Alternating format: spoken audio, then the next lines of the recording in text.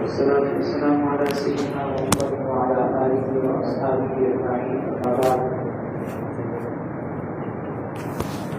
تجارت کے اسلامی اصول و آداب کا بیان چل رہا ہے. انہیں اصول و آداب میں سے ایک بہت اہم کرنے کا کام جو ہمیں اسلامی تجارت کے حوالے سے کرنے کی تعلیم کی گئی ہے وہ یہ کہ رشوت کے لین دین سے اپنے آپ کو بچا کر چلنا. آپ بتا جانتے ہیں کہ ہمارے سرکاری محکموں میں اور عام پرائیویٹ طور پر بھی لوگ اپنے کاروبار کے اندر اور کسی طریقے سے مختلف اداروں میں اپنے کاموں کو سیدھا کرنے کے لیے، غیر قانونی کاموں کو کروانے کے لیے یا کسی جائز کام کے اندر بھی بعض اوقات اپنا نمبر دیر سے آنے کی وجہ سے اس کو جلدی کروانے کے لیے رشوت کا جو لین دین ہوتا ہے، نبی کریم صلی اللہ علیہ وسلم نے اس رشوت کے لینے اور دینے والے دونوں کے لیے بڑی سخت وعید بیان فرمائی. اصل میں رشوت کا جس معاشرے کے اندر لین دین عام ہو جائے وہاں قانون کی کوئی بالادستی باقی نہیں رہتی، اور ہم نے عامہ اتنا متاثر ہوتا ہے کہ ہر انسان کو یہ بات پتہ ہوتی ہے کہ کسی بھی قسم کا کوئی غیر قانونی کام ہو تو پیسے کی طاقت سے اس کام کو کروایا جا سکتا ہے. جیسے آج ہمارے معاشرے کے اندر یہ تصویر بہت زیادہ بگڑی ہوئی نظر آتی ہے کہ بڑے مالدار قسم کے لوگ جن کو غیر قانونی کام کرتے ہوئے کوئی خوف نہیں ہوتا، اس لیے ان کو پتہ ہے کہ جو ادارے جو اس کے محافظ اور جو دیکھ بھال کے لوگ ہیں ہم ان کو پیسہ دلا کر اپنا الگو سیدھا کر لیں. نتیجہ یہ کہ ہمارے معاشرے کے اندر پھر عدل و انصاف کا جنازہ نکلے. سرکاری محکمے ہوں، پولیس کے ادارے ہوں، سیکورٹی ادارے ہوں، کہیں کسی بھی جگہ پر آپ کو جائیں تو آپ کو اس طرح کے لوگ ملیں گے کہ جو آپ کی معمولی سی رقم دے کر آپ کے بڑے بڑے ٹیڑھے کاموں کو سیدھا کر رہے ہیں. یہ کتنا سخت قسم کا گناہ ہے کہ قرآن کریم میں اس کی بہت سخت وعیدیں بیان ہوئی ہیں، اور اللہ کے نبی صلی اللہ علیہ وسلم نے بھی اپنے مبارک فرامین اور ارشادات کے اندر اس کے بڑے سخت الفاظ ذکر کیے. قرآن کریم میں اللہ تبارک و تعالیٰ نے یہودیوں کی بری صفات کو بیان کرتے ہوئے بطور خاص اس صفت کو ذکر کیا ہے کہ وہ لوگ رشوت خور تھے.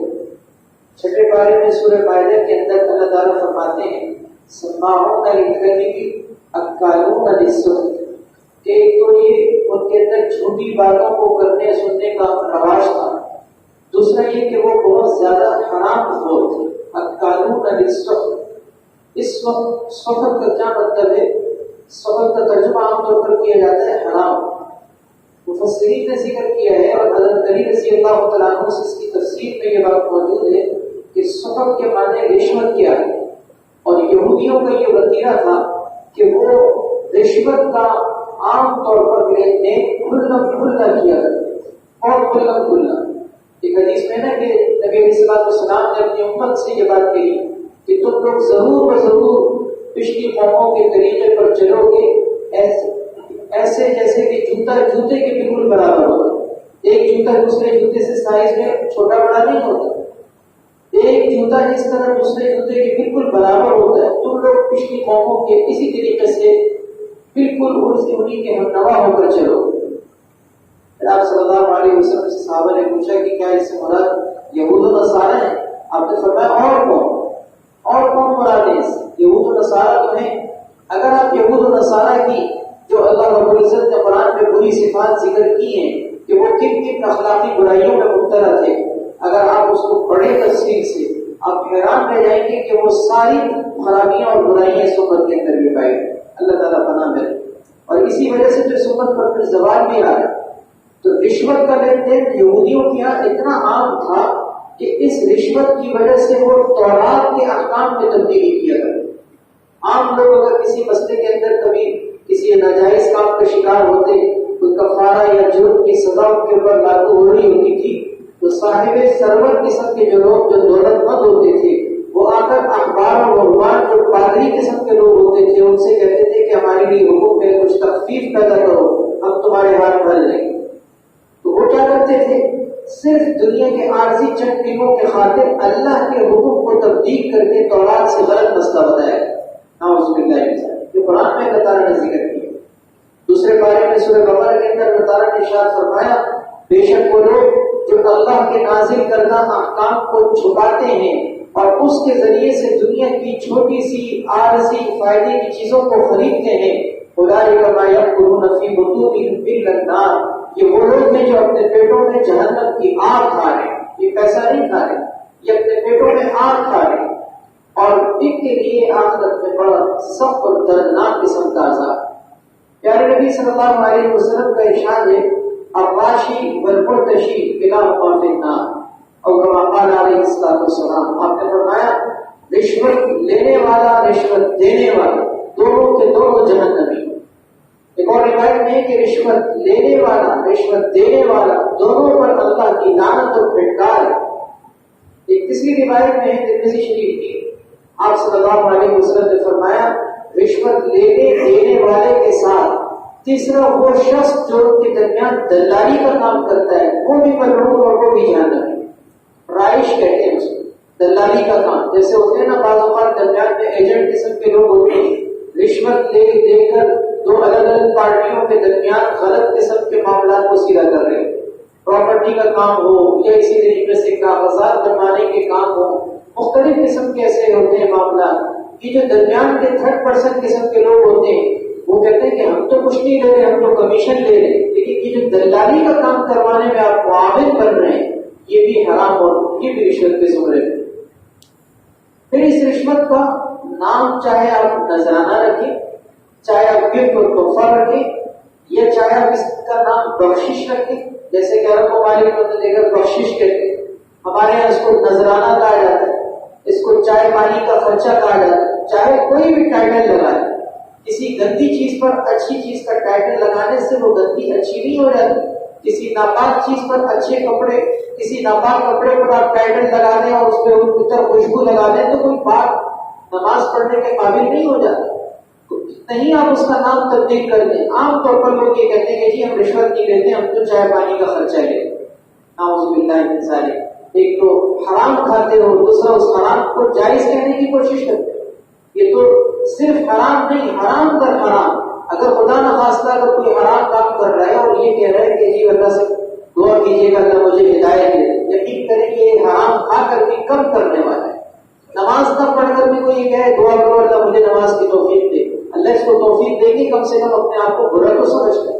ایک آدمی کہتا ہے دھڑلے سے کہ میں کوئی رشوت تھوڑی کھاتا ہوں، میں کوئی حرام تھوڑی کھاتا ہوں، میں تو بخشش دیتا ہوں، میں تو چائے پانی کا خرچہ دیتا ہوں۔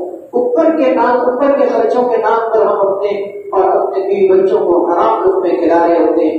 یہ کس قدر خطرناک اور سخت قسم کا ایک مہلک سود ہے جو ہمارے ناسور ہے، جو ہمارے معاشرے کے اندر چھایا ہوا، اور ہر شخص جانتا ہے کہ کوئی ڈھکی چھپی نہیں ہے کہ ہم اس کی مثالیں دیں کہ کہاں کیا ہوا۔ ہر آدمی ڈسا ہوا، ہر آدمی پریشان ہے، ہر آدمی اس کی وجہ سے پریشان کی یہ ہمارے معاشرے میں ایسا چھایا ہوا ہے کہ اس کی وجہ سے سارے عدل و انصاف کے تقاضے سب ختم ہو چکے ہیں۔ اللہ تعالیٰ ہمارے معاشرے کو اس سے پاک فرمائے۔ اسی طریقے سے تجارت کے اسلامی اصول اور آداب میں سے ایک یہ ہے کہ اپنے کسی بھائی کے معاملے پر دخل اندازی نہ کی۔ ایک آدمی کے ساتھ سودا ہو رہا ہے، کوئی معاملہ چل رہا ہے، آپ درمیان میں گھس رہے ہیں اور اس کے سودے کو ختم کر کے اپنا سودا کر رہے ہیں۔ ایسا ہوتا ہے نا بعض اوقات کہ دو پارٹیاں آپس میں بات چیت کر رہی ہیں، ڈیلنگ چل رہی، کسی تیسری پارٹی کو پتہ چلا وہ درمیان میں گھس گئی، کہا کہ آپ اس سے بات نہیں کریں، مجھ سے بات کریں، میں آپ کو 2 لاکھ روپے اور دوں گا۔ 25 لاکھ روپے کا مثال کے طور پر کہیں سودا ہو رہا تھا، درمیان میں کوئی تیسری پارٹی آ گئی، آپ کو 26 دینے کے لیے تیار۔ اب وہ جو بیچنے والا فروخت کنندہ ہے، ظاہر ہے کہ اس کی توجہ جو 25 لاکھ کی طرف ہو رہی ہے وہ لازمی اس کو چھوڑے، اس کو اوائڈ کر کے آپ کی طرف متوجہ ہوگا۔ آپ نے 1 لاکھ روپے دے کر وہ سودا جو اپنے بھائی کا کینسل کروایا، یہ آپ نے ایک حرام کام کی، ایک ناجائز کام کی۔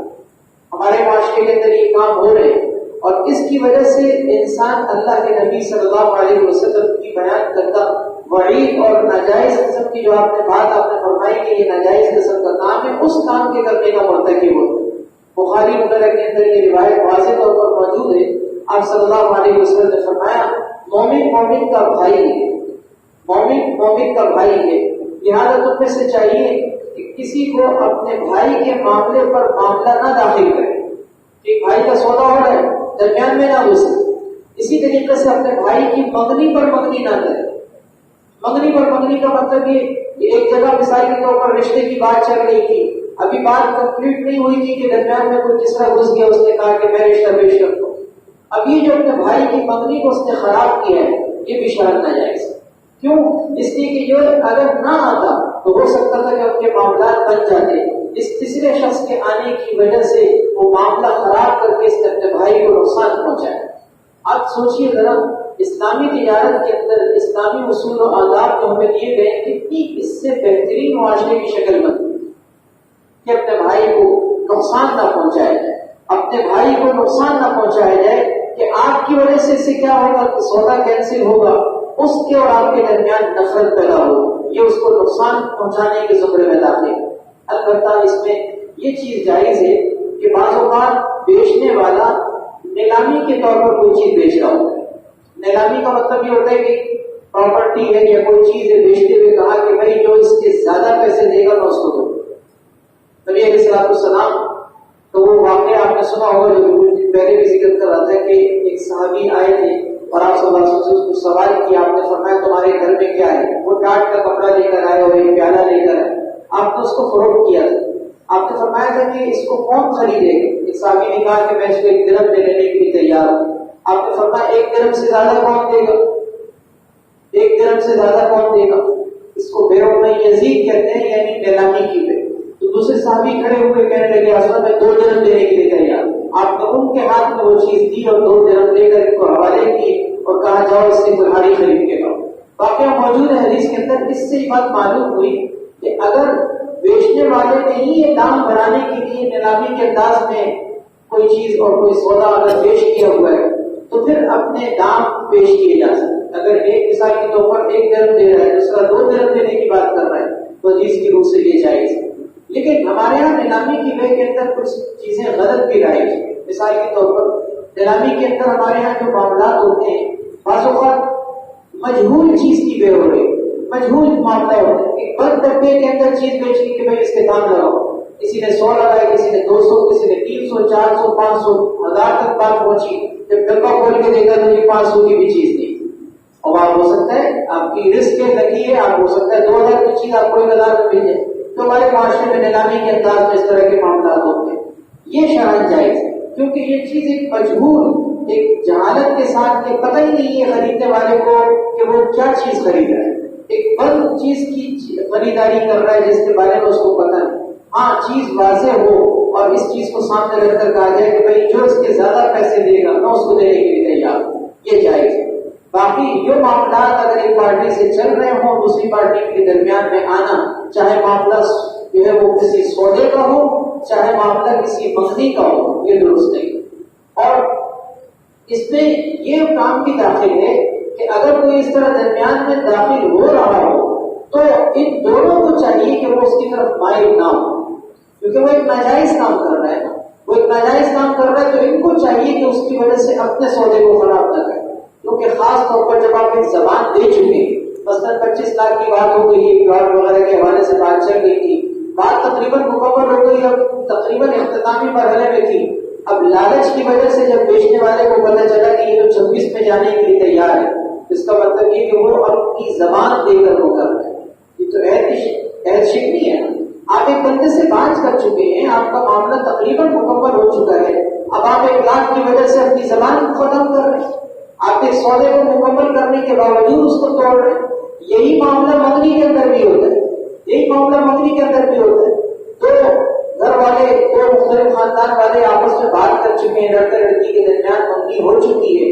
اب پتہ چلا کہ کہیں اور سے رشتہ آیا, اس لڑکے کی تنخواہ مثلاً جو ہے وہ 1.5 لاکھ روپے اور اس کی تنخواہ تو 70,000 روپے.